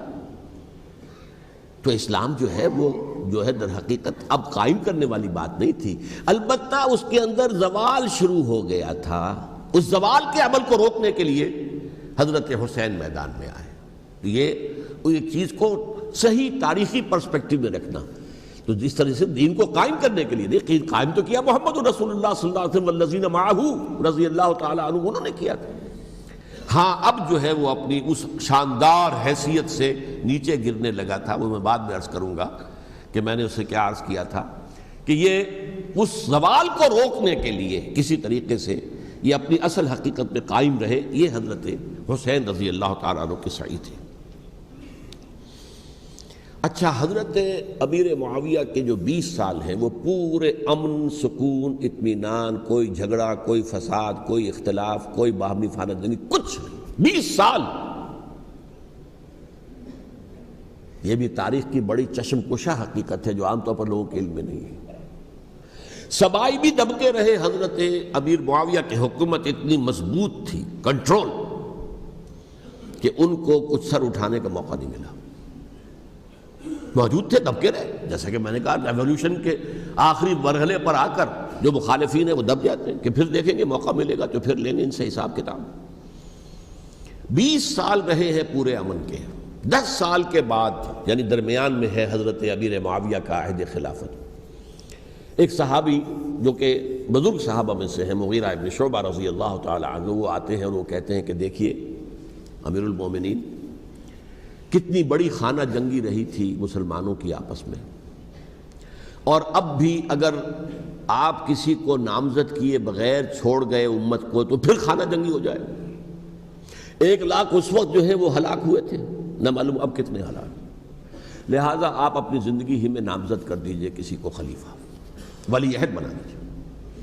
حضرت امیر معاویہ نے ابتداً جو ہے انکار کیا نہیں، لیکن ان کے دلائل ایسے تھے وزنی، اور میں سمجھتا ہوں کہ وہ بات صحیح تھی جو مغیرہ ابن شعبہ نے کہی، اس لیے کہ اب صحابہ کرام میں سے جو کبار صحابہ تھے وہ تو سب دنیا سے رخصت ہو چکے تھے. اب تو یا صغار صحابہ رہ گئے تھے جو حضور کے زمانے میں بچے تھے، حضرت حسن، حضرت حسین، عبداللہ ابن زبیر، یہ بچے ہی تھے نا، یا تو وہ تھے، اور یا بالکل نو مسلم تھے. اور نو مسلموں میں بڑی تعداد وہ تھی جو ایرانیوں کی تھی، شامیوں کی تھی، ادھر کی تھی، ادھر کی تھی. تو ان کو تو ظاہر بات ہے کہ تربیت نبوی سے کیا خلافت راشدہ سے بھی اکثر و بیشتر کو کوئی حصہ ملا ہی نہیں تھا. تو اس صورت میں اب وہ اعلیٰ ترین معیار پر حکومت کے نظام کو قائم کرنا ممکن نہیں ہے. کوئی قبائلی عصبیت جب تک حکومت کی پشت پر نہیں ہوگی، حکومت مستحکم نہیں ہوگی. یہ گویا کہ ایک جس کو کہتے ہیں کہ حقیقت بینی، واقعیت پسندی، ایک آئیڈیلزم ہے اور ایک ریئلزم ہے کہ آپ فیکٹس آن دی گراؤنڈ کو غور کریں، سوچیں اس کے اوپر اور پھر کوئی فیصلہ کریں. اس اعتبار سے پھر حضرت امیر معاویہ نے بات مان لی اور بیعت لے لی لوگوں سے حضرت یزید کے لیے کہ یہ خلیفہ ہوں گے میرے بعد. اس کو ولی عہدی کہتے ہیں. اچھا، اس وقت 5 افراد ایسے تھے کہ جنہوں نے اس سے اختلاف کیا. یہ بات بہت اہم ہے. میرا کتابچہ ہے سانحہ کربلا، اس کے کچھ نسخے آج یہاں ہوں گے، آپ لوگ پڑھیے اسے غور سے اور پھیلائیے تاکہ حقیقت سامنے آئے. 5 افراد کون تھے جو ہونے چاہیے؟ ابو بکر فوت ہو گئے، ان کے بیٹے عبد الرحمن ابن ابی بکر. عمر فوت ہو گئے، ان کے بیٹے عبداللہ ابن عمر. عباس فوت ہو گئے، ان کے بیٹے عبداللہ ابن عباس. زبیر فوت ہو گئے، ان کے بیٹے عبداللہ ابن زبیر. اور حضرت حسن جو ہے ان کا انتقال ہو چکا تھا، حضرت علی کے بیٹے حضرت حسین رضی اللہ تعالی عنہ مجمعین. حضرت حسن کے بارے میں ایک فریق کا کہنا یہ ہے کہ انہیں زہر دے کر ہلاک کیا گیا. اہل تشیع کا قول یہ ہے، جبکہ اہل سنت کہتے ہیں کہ نہیں، وہ اپنی جو بھی طبی موت تھی اس سے ان کے وفات. لیکن میں اس میں نہیں جانا چاہتا، اس لیے کہ یہ مائکرو ہسٹری جو ہے نا، وہ تو ایک ایک واقعے کے لیے ادھر کی روایات کیا، ادھر کی کیا ہیں، ان کے پاس کیا دلائل، یہ تو کسی ریسرچ اسکالر کا موضوع ہے، میرا موضوع نہیں ہے. لیکن بہرحال یہ 5 حضرات تھے جنہوں نے ولی عہدی کی بیعت نہیں کی. لیکن حضرت معاویہ اتنے حلیم الطبع انسان تھے، انہوں نے جبر نہیں کیا، کوئی تشدد نہیں کیا. ٹھیک ہے، ولی عہدی کی بیعت نہیں کر رہے، کوئی بات نہیں، میری بیعت تو کی ہوئی ہے نا، ابھی تو میں زندہ ہوں، بات ختم ہو گئی. میری بیعت کو تو نہیں توڑا انہوں نے، فسخ بیعت نہیں کی. اس اعتبار سے انہوں نے نہ کوئی تشدد کیا، نہ جبر کیا، نہ کوئی مواخذہ کیا. لیکن جب امیر معاویہ کا انتقال ہو گیا، اب ولی عہدی کی بجائے وہ اب خلافت کی بیعت کی. سب لوگوں نے بیعت کر لی. ان 5 میں سے ایک فوت ہو چکے تھے. حضرت عبد الرحمن ابن ابی بکر فوت ہو چکے رضی اللہ تعالی. 4 تھے، ان 4 میں ایک اختلاف ہوا. 2 کی رائے یہ تھی، عبداللہ ابن عمر، عبداللہ ابن عباس، کہ اگرچہ یہ کام غلط ہوا ہے، اسلام کی روح کے منافی ہوا ہے، یہ بادشاہت کی بنیاد پڑ رہی ہے، لیکن یہ بات ایسی نہیں ہے کہ اس کی بنا پر ہم خانہ جنگی شروع کروا دیں، امت کے اندر خون خرابہ کروائیں، فساد کروائیں. لہذا انہوں نے بیعت کر لی. اب کوئی اگر یہ کہے معاذ اللہ کہ وہ بک گئے تھے یزید کے ہاتھ میں، معاذ اللہ ثم معاذ اللہ، وہی بات آپ اختلاف کر سکتے ہیں کہ انہیں نہیں کرنی چاہیے تھی، یہ کوئی رائے رکھے، مجھے اختلاف نہیں. لیکن ان کی نیت پر حملہ کریں گے تو حملہ محمد رسول اللہ پر ہوگا صلی اللہ علیہ وسلم. عبداللہ ابن عمر کون ہیں؟ کتنی حدیثیں ان سے جو ہے وہ منقول ہیں. عبداللہ ابن عباس کون ہیں؟ جنہیں حضور نے جو ہے جن کے لیے دعا کی تھی، اے اللہ فقہہ فی الدین وعلمہ التاویل، اے اللہ اس نوجوان کو دین کا فہم عطا کر اور قرآن کی تعویل اور تفسیر کا علم عطا کر. حبر الامہ کہلاتے ہیں. وہ کہیں پیسوں اور ٹکوں کے عوض بک جانے والے نہیں تھے. انہوں نے امت کی مصلحت دیکھی. نیت جو ہے اس پر حملہ نہ کیجئے، البتہ اختلاف کا حق آپ کو حاصل ہے. 2 حضرات جو ہے ڈٹے رہے کہ نہیں، ہمیں کم وٹ میں رزسٹ کرنا ہے۔ عبداللہ ابن زبیر عمر کے اعتبار سے وہ بڑے ہیں، مسلمانوں میں سب سے پہلے ولادت مدینے میں جا کر جو ہوئی ہے وہ عبداللہ ابن زبیر کی ہوئی ہے۔ ہجرت کر کے جب مہاجرین وہاں پہنچے، کچھ عرصے تک کسی کے ہاں کوئی اولاد نہیں ہوئی، تو لوگوں نے تانے دینے شروع کر دیے کہ معلوم ہوتا ہے کہ یہاں آ کر یہ مکے کے رہنے والے جو ہیں کمزور ہو گئے ہیں، ان کے ہاں اولاد ہی نہیں ہو رہی۔ پھر عبداللہ ابن زبیر کی ولادت ہوئی ہے، یہ حضرت ابو بکر کے نواسے ہیں، حضور کی زوجہ محترمہ حضرت عائشہ کی بہن حضرت دیکھیے ابھی نام نکل گیا ہے جی، حضرت اسماء رضی اللہ تعالی عنہ عنہما، یہ ان کے صاحبزادے ہیں، حضرت زبیر کے بیٹے۔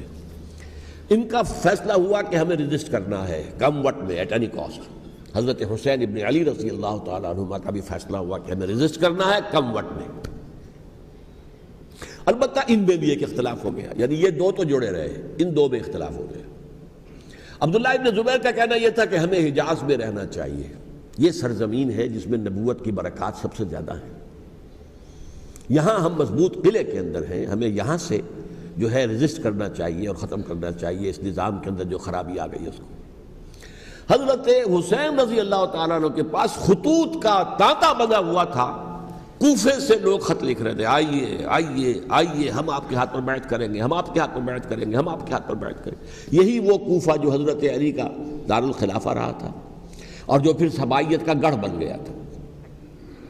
چنانچہ حضرت حسین نے حضرت مسلم بن عقیل کو بھیجا وہاں پر کہ میرے نمائندے کی حیثیت سے جا کر وہاں پر بیعت لو۔ 10-12 ہزار افراد نے بیعت کر لی، لیکن اس کے بعد یزید کی طرف سے گورنر بنا کے بھیجا گیا ابن زیاد کو۔ ابن زیاد نے آ کر جو تشدد کیا اور سختی کی تو سب کے سب بیعت توڑ کر اور سب منحرف ہو گئے۔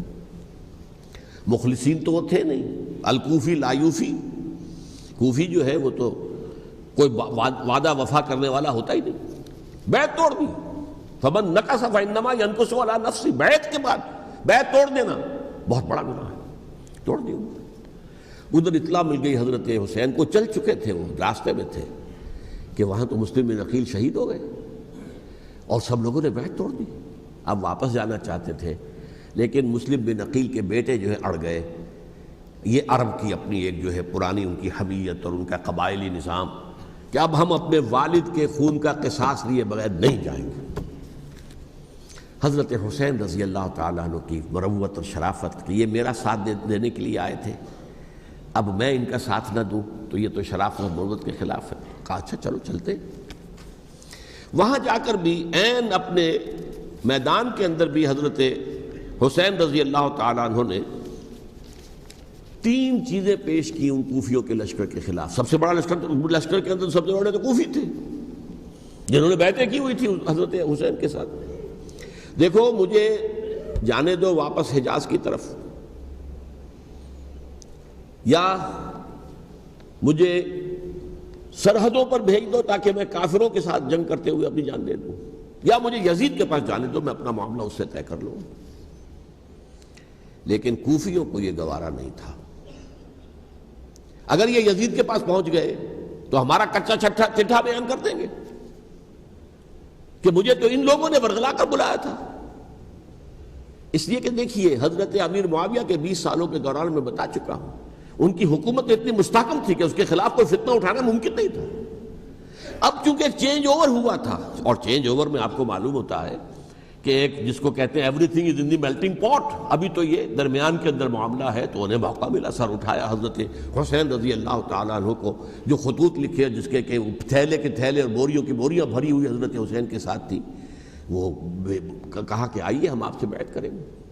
انہوں نے نہیں مانا، اور اصل میں حضرت حسین کے قاتل وہ کوفی ہیں، وہ بزدل، وہ منافق جنہوں نے بیعت کر کے بیعت توڑی، اور اب وہ آ گئے کہ اگر یہ حسین رضی اللہ تعالیٰ عنہ بچ کر کہیں یزید کے پاس پہنچ گئے تو پھر ہمارا کچا چٹھا جو ہے وہ سامنے آ جائے گا اور ہماری پھر شامت آ جائے گی۔ لہذا انہوں نے قتل کیا حضرت حسین کو رضی اللہ تعالیٰ۔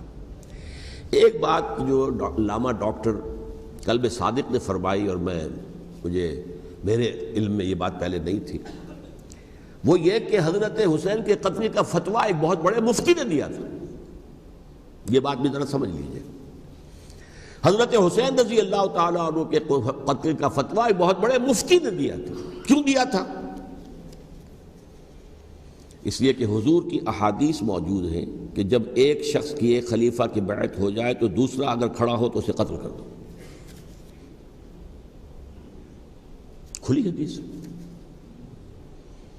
اسی لیے ایک بہت بڑے مفسر بھی ہیں، فقیہ بھی ہیں، قاضی ابن العربی رحمۃ اللہ علیہ. ایک ابن عربی ہیں الف لام کے بغیر، ابن عربی، وہ بہت بڑے صوفی ہیں، فلسفی ہیں، اندلس کے ہیں. یہ قاضی ابن العربی ہیں جنہوں نے قرآن کی ایک تفسیر لکھی ہے اس اعتبار سے کہ صرف ان آیات کی تفسیر جن سے کہ فقہی احکام جو ہیں ان کا استنباط ہوتا ہے. یہ دو تفسیریں اس طور سے لکھی گئی ہیں قرآن مجید کی. احکام القرآن ان کا نام ہے دونوں کا، جن میں سے ایک جو ہے قاضی ابن العربی کی ہے. ان کا ایک جملہ نقل ہوتا ہے، قتل الحسین بسیف جدہ، حسین قتل ہو گئے اپنے ہی نانا کی تلوار سے. وہ تلوار کیا تھی؟ جب کسی کی بیعت ہو چکی ہو پھر کوئی کھڑا ہو مدعی خلافت، قتل کر دو. میرے نزدیک حضرت حسین مدعی خلافت نہیں تھے. یہ بات اس وقت سامنے لوگوں کے نہیں آئی، بلکہ حکومت نے یہ باور کرا دیا کہ یہ تو باغی ہے، یہ مدعی ہے خلافت کے. انہوں نے تو دعویٰ نہیں کیا خلافت کا، وہ تو صرف اس عمل کو روکنے کے لیے میدان میں آئے تھے. اور اس بات کو اچھی طرح سمجھ لیجئے کہ اس وقت تک یہ جو تصور آج ہمارے پاس ہے کہ ریاست علیحدہ ہے، حکومت علیحدہ ہے. State of Pakistan, we are loyal to the state of Pakistan. ہم ریاست پاکستان کے وفادار ہیں، گورنمنٹ آف پاکستان کے وفادار نہیں ہیں. We are not loyal to the government. Government تو کبھی بے نظیر کی تھی، ہم اس کے خلاف تحریک چلا رہے تھے، یا کبھی کسی اور کی تھی اس کے خلاف تحریک چل رہی ہے، یا کبھی ضیاء الحق کی تھی اس کے خلاف تحریک چل رہی ہے. گورنمنٹ کو بدلنا تو عوام کا حق ہے. آج اس وقت نہیں تھا. اس وقت ریاست اور حکومت کا کوئی فرق نہیں تھا. لہذا جو حکومت سے اختلاف کرے گویا کہ باغی ہے. یہ ہے اصل میں وہ پیچیدہ مسئلہ کہ کیوں کسی مفتی نے فتویٰ دے دیا. اس لیے کہ اس وقت تک ریاست اور حکومت کا فرق واضح نہیں تھا دنیا پر. یہ تو ابھی کوئی 100-150 سال کی بات ہے کہ آج ہمارا جو پولیٹیکل سائنس کا ایولیوشن ہوا ہے وہ اس اسٹیج تک پہنچ گیا ہے کہ اسٹیٹ علیحدہ ہے، حکومت علیحدہ ہے. حکومت تو اسٹیٹ کے 3 آرگنز میں سے ایک آرگن ہے. ایڈمنسٹریشن حکومت کی ہے، جوڈیشری ہے اور لیجسلیچر ہے. 3 آرگنز ہیں بڑے بڑے، ان میں سے ایک ہے. تو حکومت کو بدلنا تو عوام کا حق ہے، چاہے وہ ووٹ کے ذریعے بدلیں چاہے ایجیٹیشن. اگر پرامن ایجیٹیشن ہے اس سے حکومت کو بدلنے کا حق حاصل ہے دستوری طور پر ہر اعتبار سے. اس وقت یہ نہیں تھا.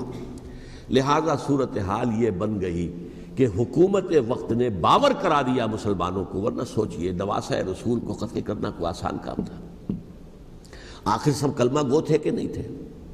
کلمہ گو تو تھے نا، اور حضور سے عقیدت اور محبت میں کمی. لیکن یہ کہ فتویٰ اگر ایک بہت بڑے مفتی کا، جو کہ حضرت علامہ ڈاکٹر قلب صادق صاحب نے فرمایا، مجھے اس مفتی کا نام بھی معلوم نہیں، کہ ایک مفتی ہی کا فتویٰ تھا وہ، جس کے بنا پر اب ان لوگوں نے حضرت حسین کو قتل کیا. اور یہی وجہ ہے کہ انہوں نے پھر خیموں کو بھی آگ لگا دی. وائی حالانکہ دیکھیے اگر دشمنی کا انتقام ہوتا تو حضرت علی بن حسین جو بیمار تھے، جو بعد میں زین العابدین رحمۃ اللہ علیہ کے نام سے پھر یہ اہل تشیع کے چوتھے امام معصوم ہیں، حضرت علی، حضرت حسن، حضرت حسین اور پھر حضرت علی بن حسین زین العابدین رحمۃ اللہ علیہ، کیا ان کو بھی قتل کر دیتے؟ حضرت حسین کی نسل ہی ختم ہو جاتی. لیکن نہیں کیا. آگ کیوں لگائی؟ آگ اس لیے لگائی کہ وہ جو ڈاکومنٹری پروف ہے ہماری غداری کا یزید کے خلاف حضرت حسین کو جو ہم نے دعوت دی، وہ جو ڈاکومنٹری پروف خطوط کی شکل میں موجود ہے وہ ختم ہو جائے، ڈسٹرائے ہو جائے. اس کے لیے انہوں نے خیموں میں آگ لگائی. بہرحال یہ ہے تاریخی پس منظر. یہ اسی سبائی فتنے کا تسلسل ہے جس نے سب سے پہلے حضرت عثمان کی جان لی رضی اللہ تعالیٰ عنہ. 5 سال تک مسلمانوں میں خانہ جنگی رکھی ہے. حضرت علی کو پھر شہید کیا، اور اس کے بعد جو ہے 20 سال حضرت امیر معاویہ کے تو سر نہیں اٹھا سکے. لیکن پھر جب ایک چینج اوور ہو رہا تھا تو اس وقت انہوں نے موقع غنیمت سمجھا کہ اب کھڑے ہو جاؤ اور اب دوبارہ ایک فتنہ جو ہے اس کو امت کے اندر پیدا کر دو. اچھا، اس معاملے میں ایک بات جو میں نے وہاں کہی کہ ہمارے ہاں شاعرانہ جو مبالغہ آمیزی ہے. یہ میری گفتگو کا حصہ انہوں نے حذف کر دیا ہے. اور میں نے ایک سنی شاعر، بہت بڑے عالم، جن کے حوالے سے آج بھی میری تقریر ہوگی خالق جناح ہال میں، مولانا محمد علی جوہر کے ایک شعر کے حوالے سے کہا کہ قتل حسین اصل میں مرگ یزید ہے، اسلام زندہ ہوتا ہے ہر کربلا کے بعد. میں نے کہا بالکل محمل شعر ہے. اسلام مرا ہی نہیں تھا، زندہ ہونے کا کیا سوال. اور اگر کسی درجے میں مزمحل یا زخمی ہوا تھا تو وہ تو رہا، کربلا کے بعد بھی رہا، یزید کی حکومت بھی رہی، بنو امیہ کی حکومت بھی چلی، کوئی تبدیلی تو نہیں آئی. یہ کیا کہہ رہے ہیں؟ اسلام زندہ ہوتا ہے کربلا کے بعد. میں نے کہا اسلام مرا نہیں تھا. جیسے میں نے یہ کہا کہ ملوکیت جو ہے وہ اب شروع نہیں ہوئی، ملوکیت تو 20 برس پہلے شروع ہو چکی تھی حضرت امیر معاویہ کے. لیکن ظاہر بات ہے کہ حضرت حسن نے، حضرت حسین نے اس کو قبول کیا. اور حضرت حسین نے تو پھر 10 سال تک ولی عہدی جو تھی چاہے بیعت نہیں کی، لیکن اس کے خلاف میدان میں آ کر چیلنج تو نہیں کیا. اس اعتبار سے یہ معاملہ جو ہے اسلام زندہ ہوتا ہے کربلا کے بعد، یہ بے تکی بات ہے. ہاں، حضرت شاہ اسماعیل شہید رحمۃ اللہ علیہ کی اگر میں تشبیہ کو، تمثیل کو سامنے رکھوں تو اسلام کی عمارت 6 منزلہ ہے. 6ٹی منزل ٹاپ کی وہ گر گئی، 5 منزلیں انٹیکٹ تھیں. اسلام مرا نہیں تھا. عدالت میں شریعت کے مطابق فیصلے ہو رہے تھے، قاضی تھے، مفتی تھے، شریعت نافذ تھی. اسلام کہاں مرا تھا؟ جبکہ خود کہہ رہے ہیں علامہ کلب صادق کے ایک مفتی کے فتوے سے ہی حضرت حسین کو قتل کیا گیا. اب وہ مفتی کی رائے، اس کی بدنیتی ہو، جو بھی ہو، وہ جانے، اللہ جانے. لیکن عام مسلمان کیا کریں؟ اس پہلو سے اسلام مرا نہیں تھا. ہاں، ایک منزل گر گئی تھی، وہ گری رہی، 1000 برس تک گری رہی، یہاں تک کہ آ کر مغربی امپیریلزم نے اس کے گرایا، ملوکیت کا معاملہ ختم کیا، اور وہ جبرین ملوکیت دوسری آ گئی. ورنہ وہی بادشاہی چلی ہے.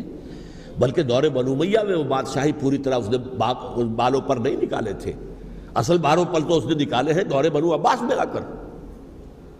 اور پھر سلاطین جو ہے ترک، جو ترک خلفاء ہے، ان کا بھی بادشاہت تھی، اور کیا تھا، وہ خلافت تو نہیں تھی.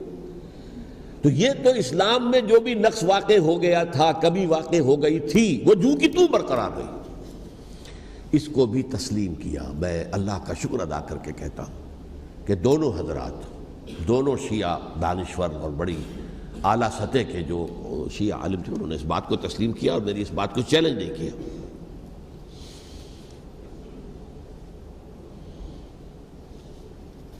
اصل میں تیسری بات میں نے یہ کہی کہ دیکھیے حضرت حسین رضی اللہ تعالی عنہ کی اس شہادت کے بعد، اس کے بعد واقعہ حرہ بھی ہوا، جو واقعہ کربلا سے بھی بعض اعتبارات سے زیادہ بھیانک اور زیادہ گھناؤنا واقعہ بنو امیہ کی تاریخ ہے، جس کو لوگ جانتے ہی نہیں. مدینہ کے کچھ لوگوں نے بغاوت کی اور انہوں نے اس کے خلاف فوج بھیجی، اور فوج کو جب مدینہ فتح کر لیا، 3 دن کے لیے حلال کر دیا، جو چاہو کرو، یہاں جسے چاہو مارو، جسے چاہو لوٹو، جس کا گھر چاہو برباد کرو، جس عورت کو چاہو ریپ کرو. اور یہ مدینہ النبی کے اندر ہوا. تو کاٹ کھانے والی ملوکیت کے اندر بہت سے واقعات ہوئے. عبداللہ ابن زبیر کھڑے ہوئے، انہوں نے حکومت قائم کی تھی، لیکن یہ کہ وہ تو 6 سال کے لیے کامیاب بھی رہے، ایک حکومت قائم کی، بنو امیہ کے ہاتھ پر بیعت نہیں کی، بالآخر ان کی حکومت بھی ختم ہو گئی. پھر حضرت زید کھڑے ہوئے، انہوں نے بغاوت کی، وہ بھی ناکام رہ گئے. پھر بنو عباس میں کھڑے ہوئے حضرت نفس زکیہ، حضرت حسن رضی اللہ تعالیٰ عنہ کے اولاد میں سے، وہ بھی ناکام ہو گئے، شہید ہو گئے. پھر یہ سمجھ لیا گیا کہ اب یہ جہاں تک 6ٹی منزل ہے وہ تو دوبارہ تعمیر نہیں ہو سکتی. یہ تو جس کی لاٹھی اس کی بھینس، جس کے پاس طاقت ہوگی اس کی حکومت ہوگی، جس کا قبیلہ زیادہ قوی ہوگا، جس قبیلے میں زیادہ عصبیت ہوگی، مضبوط ہوگا، متحد ہوگا، طاقتور ہوگا، اسی کی حکومت ہوگی. البتہ اس کے نیچے لوگوں کے اخلاق کی اصلاح کرو. صوفیاء کرام نے وہ کام اپنے ذمہ لیا، اور بالکل وہی کام ہے کہ جو ائمہ اہل بیت کرتے رہے.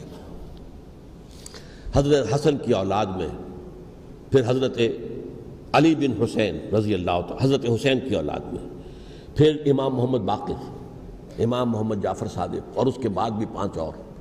کسی نے بغاوت نہیں کی. جیسے علماء کرام کام کر رہے تھے اور جیسے صوفیاء کرام کام کر رہے تھے، ایسے ہی وہ مسلمانوں کی علمی تربیت، روحانی تربیت و تزکیہ کر رہے تھے. کسی نے حکومت کو چیلنج نہیں کیا. نوٹ کر لیجیے اس بات. حضرت علی نے بھی چیلنج نہیں کیا تھا, حضرت حسن نے چیلنج نہیں کیا, خود صلح کر لی. تو ائمہ اہل بیت جو 12 یہ گنتے ہیں, جن میں سے آخری جو ہے حضرت مہدی کو تو ابھی ظاہر ہونا ہے, ان کے عقیدے کے مطابق وہ روح پوش ہیں, وہ ظاہر ہوں گے. لیکن 11 حضرات کے بارے میں یہ کہ حضرت حسین کے سوا کسی نے بھی چیلنج نہیں کیا وقت کے نظام میں, اور حضرت حسین نے بھی اس مغالطے پر کیا کہ کوفی ساتھ دیں گے, اور یہ موقع ہے کہ یہ جو چھٹی منزل اسلام کی گر گئی ہے اسے دوبارہ تعمیر کر دیا جائے. انہوں نے خلافت کا دعویٰ نہیں کیا تھا, یہ انہیں عوام کو مغالطے میں مبتلا کیا گیا کہ یہ خلافت کا مدعی ہو کر سامنے آیا. جیسا کہ میں نے آپ سے کہا تھا, امیر معاویہ نے حضرت علی کے عہد خلافت میں کبھی خلافت کا دعویٰ نہیں کیا, مدعی خلافت نہیں تھے. وہ تو یہ کہتے تھے کہ قاتلان حسین جو ہے, قاتلان عثمان کو سزا دو, قصاص دو, بس. اسی طرح حضرت حسین نے بھی, اب دیکھیے اس ضمن میں اس میں کوئی شک نہیں ہے, حضرت حسین رضی اللہ تعالی عنہ کی جو شہادت ہوئی ہے اور ان کے ساتھیوں کی, اعزاء و اقارب کی, تاریخ انسانی میں یہ عزم, ہمت, شجاعت, مثابرت, صبر, استقلال, استقامت, اس کی بہت روشن مثال ہے, بہت روشن مثال ہے, بہت روشن مثال ہے. لیکن اس سے تاریخ کی رفتار پر کوئی اثر نہیں پڑا. وہ جو ملوکیت آ گئی تھی وہ اور گہری سے گہری ہوتی چلی گئی. واقعہ کربلا کے بعد تو واقعہ ہررا ہوا, میں نے گنوا دیا آپ کو. اس سے زیادہ تو میرے خیال میں کہ اور ہمارے لیے لائق شرم جو ہے کوئی واقعہ ہے ہی نہیں اس پہلو سے. لیکن حضرت حسین کا ایک, اب ان کو یہ کہ میں مطلب یہ کہ اگر میں ان کے ہاتھ پر بیعت کر لیتا ہوں, جو کہ اس وقت سامنے موجود تھے, کہ یزید کی بیعت تمہارے ہاتھ پر کرتا ہوں, تو گویا کہ اپنے آپ کو سرنڈر کر دیتے. وہی خطرہ جو امیر معاویہ کو تھا کہ مجھے وہ تو پہنچنے بھی نہیں دیں گے علی تک رضی اللہ تعالیٰ عنہ, اور مجھے پہلے ہی شہید کر دیں گے. یہی خطرہ حسین کو تھا رضی اللہ تعالیٰ عنہ کہ مجھے یزید تک پہنچنے نہیں دیں گے, پہلے ہی قتل کر دیں گے. اور ویسے بھی یہ ایک شرافت, مروت اور حمیت اور غیرت اور عزت نفس کا تقاضا بھی تھا کہ بھائی معاملہ ہے یزید کا, میرا مجھے وہاں جانے دو, اللہ اللہ خیر صلی. یو کین اسکورٹ می, میرے دائیں بائیں چلو تاکہ میں کہیں اور بھاگ نہ جاؤں تمہارے خیال میں, مجھے وہاں پہنچا دو, میں وہاں پہ جا کے اسے معاملہ کر لوں. لیکن انہوں نے قتل کیا. اصل قاتلان کوفی, وہی سبائی. البتہ یہ ہے کہ اس واقعے کی جو یادگار ہے اس میں کوئی شک نہیں ہے کہ اس نے مسلمانوں میں سے ایک گروہ کے دل میں قربانی اور شہادت کا جذبہ بہت پیدا کیا, اس میں کوئی شک نہیں.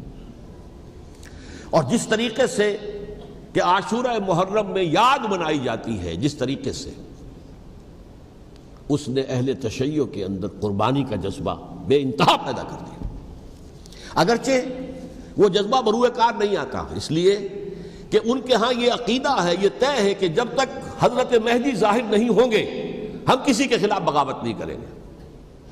یہ پوری تاریخ میں ان کا معاملہ رہا, تمام جو ہے ائمہ اہل بیت کا معاملہ رہا. جب تک مہدی نہیں آتے, keep sitting and keep waiting, wait and see, that's all. یہ تو خمینی صاحب نے کیا ہے, آیت اللہ خمینی صاحب نے, کہ انہوں نے یہ ایران کے شیعوں کو باور کرایا کہ بھائی جب آئیں گے حضرت مہدی آ جائیں گے, لیکن ہم اب ہاتھ پر ہاتھ رکھ کر بیٹھے رہیں,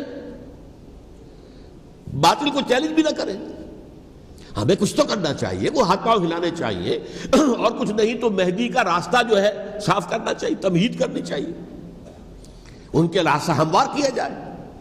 تو یہ ان کی بڑی عظمت ہے آیت اللہ خمینی صاحب کی کہ اہل تشیع ایران کے جو ہے ان سے انہوں نے یہ بات منوا لی کہ ہم بالکل انرٹ نہیں بیٹھے رہیں گے, بلکہ اب انہیں نائب امام قرار دے کر, اور ولایت فقیہ کے فلسفے کے حوالے سے, یہ دو چیزیں ان کی جو ہیں بنیادی فلسفے کی ہیں, وہ اس وقت میرا موضوع نہیں ہے. انہوں نے عوام کو ایسا کھڑا کیا ہے کہ 20,000 سے لے کر 30,000 کے درمیان انسانوں نے جانیں دے دی. عورتوں کے جلوس نکلے, شیرخوار بچہ گود میں ہے عورت کے, اور گولی کھا رہی ہے اور مر رہی ہے, گر رہی ہے. آپ سوچئے زندگی کتنی عزیز ہوتی ہے, اور شیرخوار بچے کے لیے ماں کی جو زندگی ہے اس ماں کو اپنی زندگی کتنی عزیز تر ہوگی کہ اپنے لیے نہیں تو اس بچے کے لیے مجھے جینا ہے. لیکن نہیں, گولیاں کھائیں اور گری.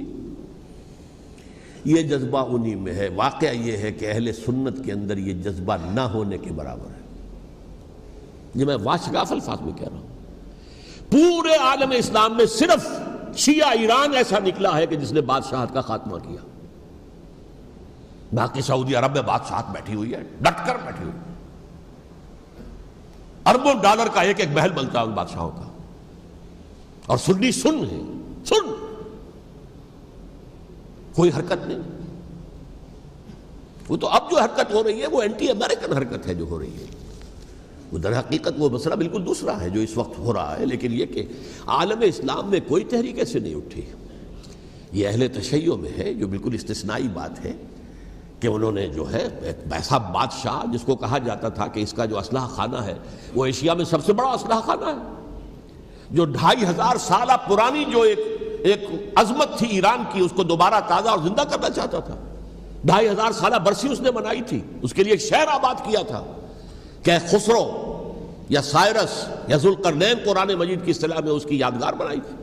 اور وہ سوچ رہا تھا کہ وہی عظمت دوبارہ ایران کی ہوگی جو کہ خسرو کے زمانے میں تھی، جس کا قرآن مجید میں سورہ کہف کے اندر ذکر ہے، مشرقی فتوحات، مغربی فتوحات، شمالی فتوحات.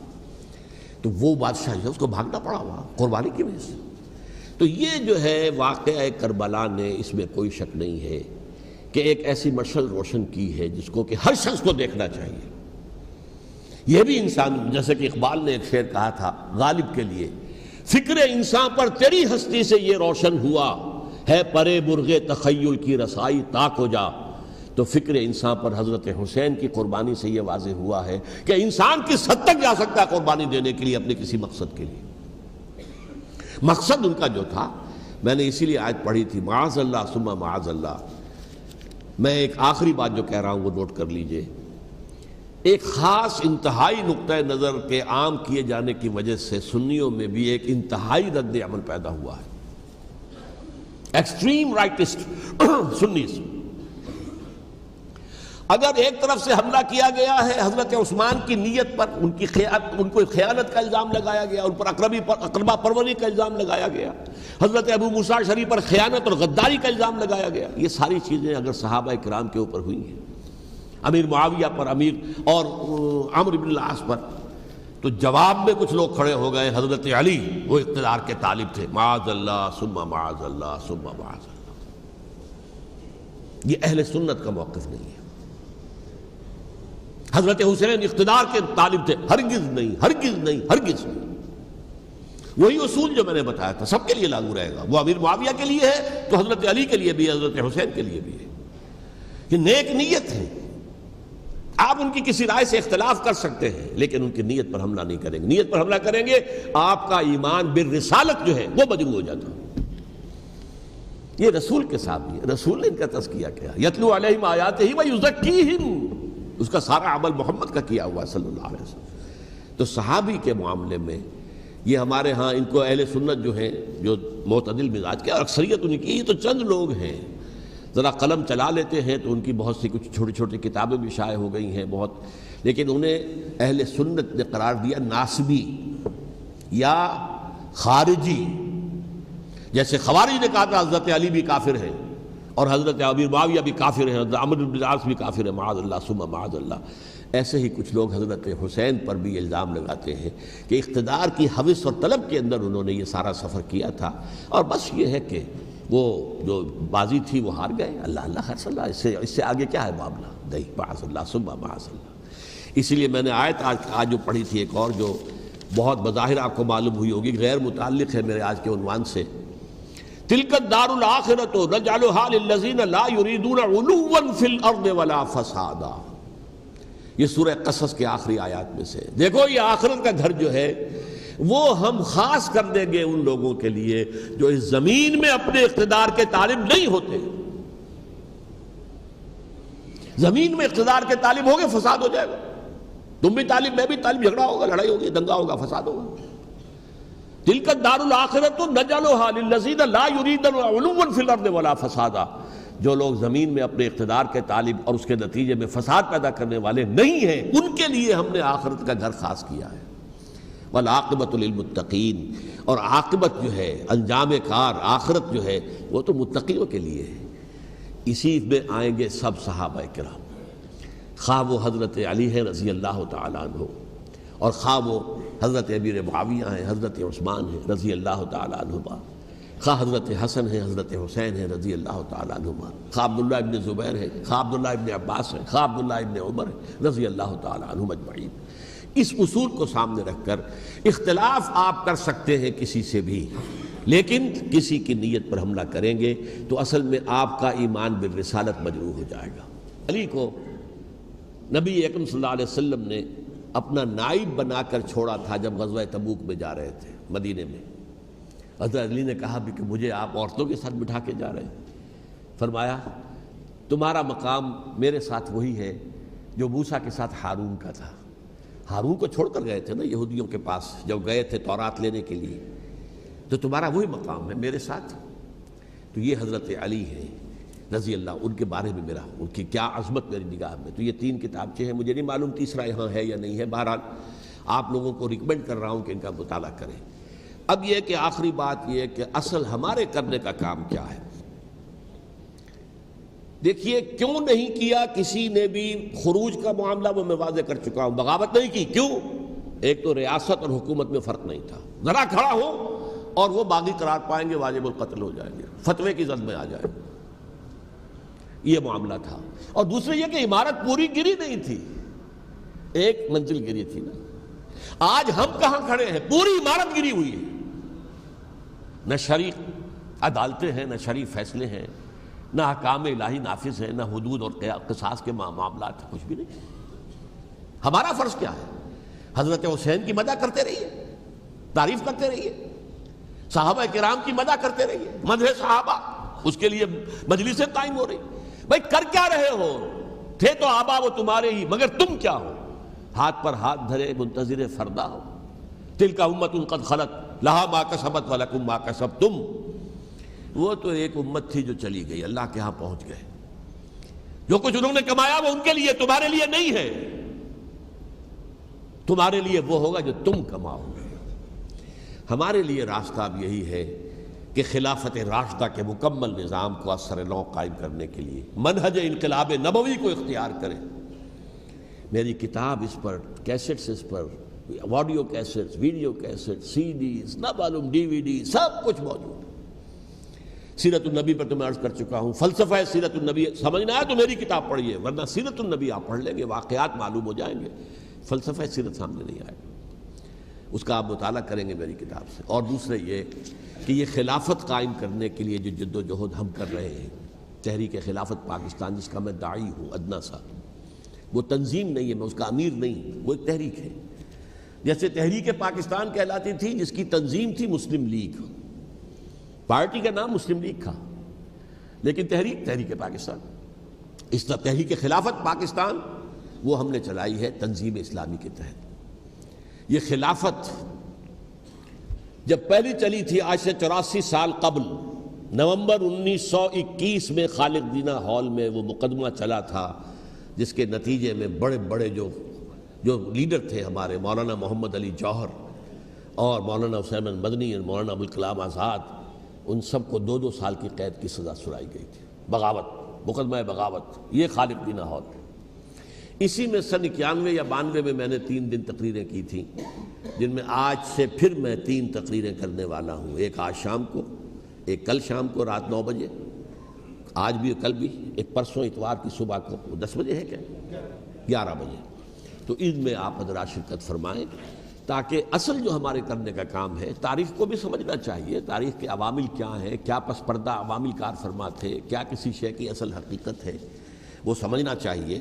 لیکن یہ ہے کہ اس اعتبار سے میں نے جب یہ لفظ استعمال کیا تھا اس مذاکرے میں، لپ سروس، کہ یہ ہم صرف لپ سروس کرتے رہے، مدح کے بیان کرتے رہے، منقبت بیان کرتے رہے، حضور کی نعتیں کہتے رہے، تو اس سے تو بات نہیں بنے گی جب تک کہ وہ فرض منصبی شہادت علی الناس کا جو ہمارے ذمے ہے بحیثیت امت محمد صلی اللہ علیہ وسلم، اس کو ادا نہ کرے۔